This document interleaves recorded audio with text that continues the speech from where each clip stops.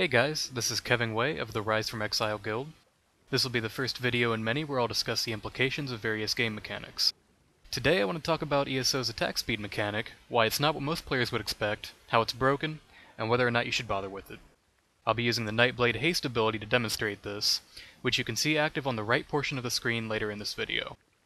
What you see now is the tooltip for the Haste skill, which will compare to the weighted trait for weapons. Both of these say that they increase your attack speed, but what we'll actually find is that they decrease the time between your attacks, leaving the actual attack animation untouched. I'll be demonstrating this with staves, and if you request it, I'll make a video for other weapon types as well. Also, I apologize for my graphics quality. I'll be testing speed, so I don't want FPS to become a factor. Now as you can see, both attacks start off at the same speed, but then on the right, we see that the attacks are going off faster. Now watch again. You see that their speeds are actually the same. What changes with Haste is the time between the attacks, which is why we're getting more off on the right than we are on the left, in the same amount of time. That worked with the Fire Staff, now we see it working with the Ice Staff. And, I mean, there's really not a whole lot to say here. The whole thing is intentional.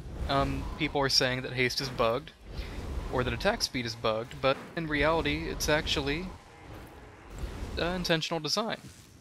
But you can see here where it's not intentional design. Channeled abilities have this weird little glitch where they don't like to activate. This is actually kind of separate from attack speed, but you'll notice here again that there isn't really much I can do when certain things happen that just keep my channeled abilities from going off.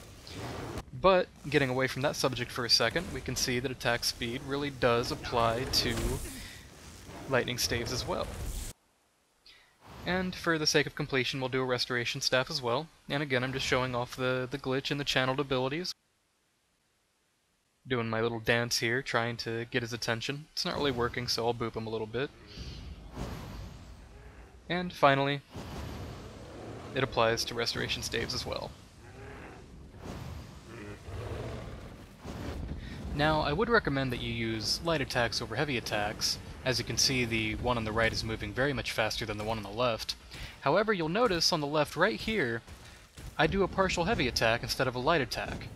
Meaning that if we can say that staves are universally applicable to every weapon type, the speed of your clicks won't matter because your weapon attacks are unreliably timed, which is a glitch. Now, unless we submit feedback and tell Bethesda that we would much rather prefer actual attack speed mechanics over delay time mechanics, this system will never be useful for anyone's build. Even without the glitches, you would still have to perform many heavy attacks to get the desired results. Light attacks are much better for this mechanic, but right now, you're better off ignoring it due to the glitches in attack animations and partial heavy attacks sometimes overriding light attacks. Even though I only tested this with staves, the only change in the core mechanics is when I'm using a channeling staff like the lightning and restoration ones. Swords and other weapons will have the same drawbacks as the staves did when being forced to use a partial heavy attack instead of a light attack, and all attacks will still only have their time between attacks delayed instead of their actual attack speed reduced. Bows are simply a mistake to use with this reduced attack speed because of the draw mechanic of their heavy attack.